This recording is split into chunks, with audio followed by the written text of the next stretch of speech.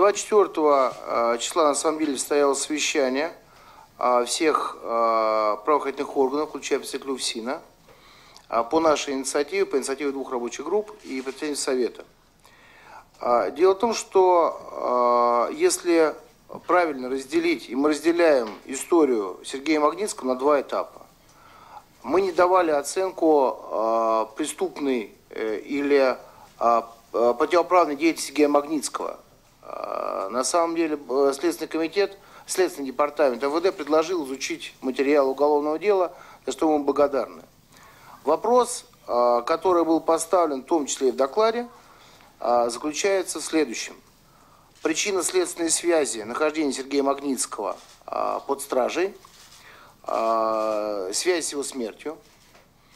Второе, то есть обоснованность заключения его под стражу. Третье, это коррупционная составляющая и конфликт интересов, в том числе и следователей оперативников, которые были по делу. Мы расширяем ряд вопросов, в том числе и по экспертизе. И это тоже не секрет, мы готовим сейчас Следственный комитет в рамках нашего взаимодействия. И на сегодняшний момент все-таки мы хотим дать эту оценку в полном объеме, чтобы это было понятно нам, нашему юридическому блоку, это и Морщикову, и Полякову.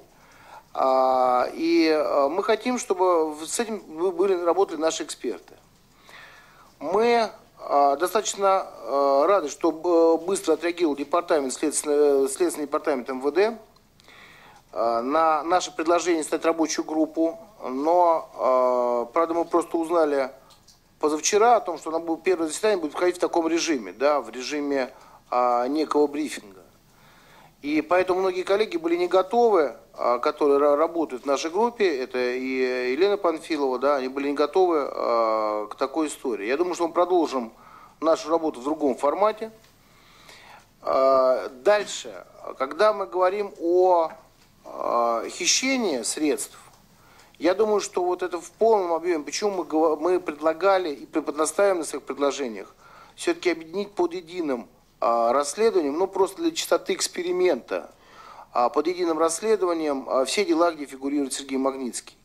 Я понимаю, сейчас это процессуально фактически затруднительно, поскольку часть дела уже уходит в суд, но все равно наша позиция остается незыблемой. Это нужно для чистоты эксперимента, для того, чтобы общество было убеждено, в том числе и мы, что не потерялись какие-то доводы. Да? Это не значит, что мы сразу говорим о том, что нужно сажать всех подряд.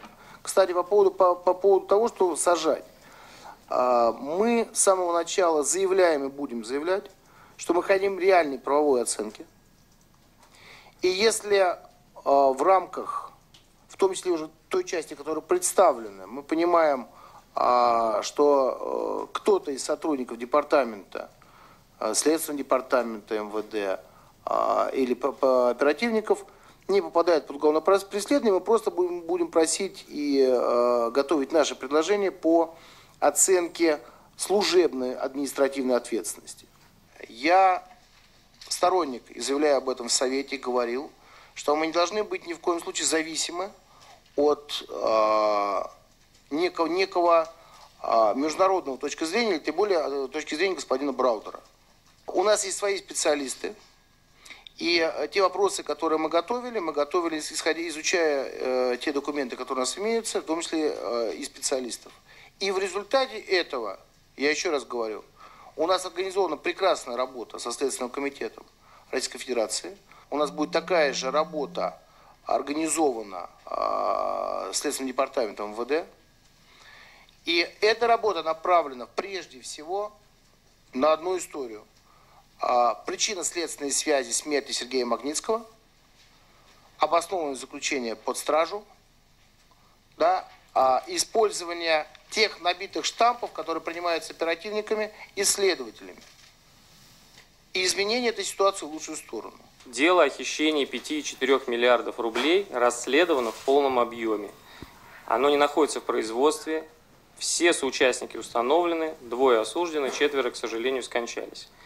Что касается дела в отношении Магнитского, которое находится в производстве департамента, оно возобновлено.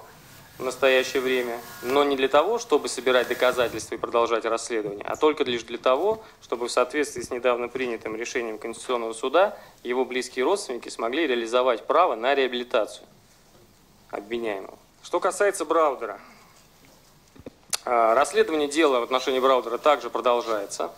Он является гражданином Великобритании в настоящее время, в связи с чем и нами установлено его место жительства, но процесс экстрадиции по сути невозможен. И с этими исключительными обстоятельствами сейчас рассматривается нами вопрос о направлении дела в суд для его рассмотрения в заочном порядке. Данное уголовное дело находилось в моем производстве с 2008 года. Было проведено масса следственных действий, оперативных мероприятий, позволивших установить достаточное наличие оснований для подозрений в совершении преступления Магнитского в соучастии с гражданином Великобритании Браудером Вильямом Фельксом, так и основания, указывающие о ряду факторов, таких как оказание давления на свидетелей, проходящих по уголовному делу. В отношении некоторых из них была избрана такая процедура, как государственная защита свидетелей, поскольку имелись основания полагать, что их жизни угрожает определенная опасность.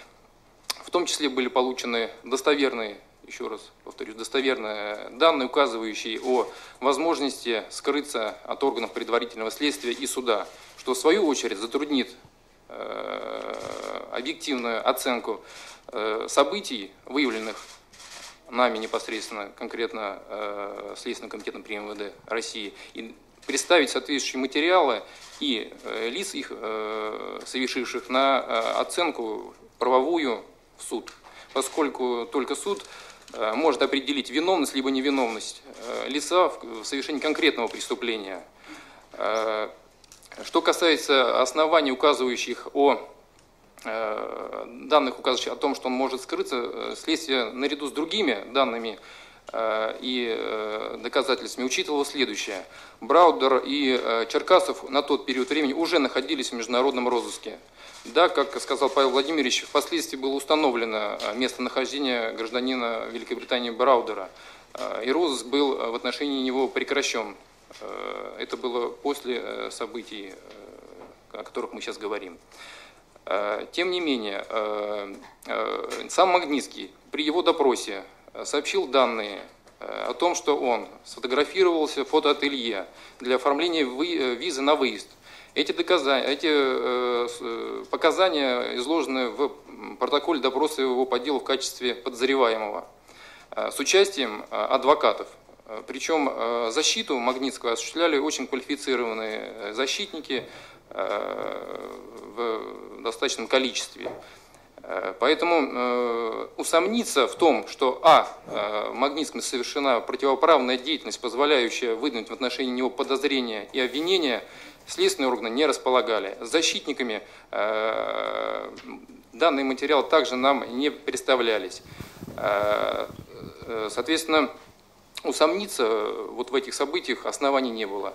Более того, все эти основания, доказательства были представлены в суд, дана их оценка, в том числе судебными органами различных инстанций.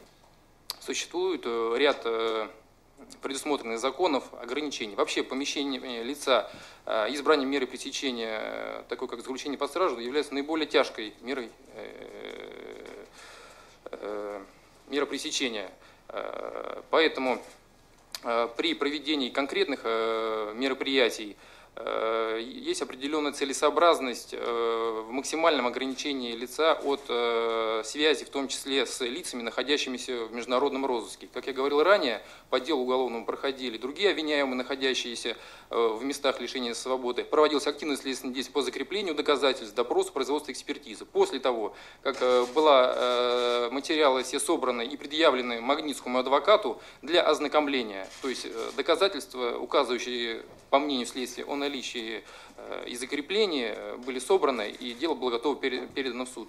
Родственникам была представлена возможность встретиться, чем они и воспользовались. В том числе было разрешено право на телефонное общение. Нам С самого начала, вот с 29 декабря 2009 года была известна причина его смерти, была проведена судебно-медицинская экспертиза, копия у нас даже есть с собой.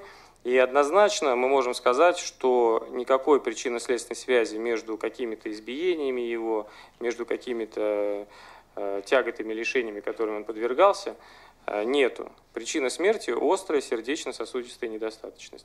Безусловно, там, тоже не буду скрывать, есть в судебно-медицинской экспертизе факты того, что на его теле следы повреждений присутствуют на ногах и на руках от наручников. Но, опять же, результатами судебно-медицинской экспертизы установлено и четко все зафиксировано, что причинно-следственной связи между этими повреждениями и смертью нет. Сам факт, во-первых, избиений, он не то что не подтвержден. И на встрече при совете, вот представитель которого, к сожалению, нас покинул, следователь Следственного комитета давала ответы на эти вопросы. Поэтому утверждать с нашей стороны о фактах наличия, отсутствия избиений по материалам дела, которое находится в Следственном департаменте, таких фактов не установлено.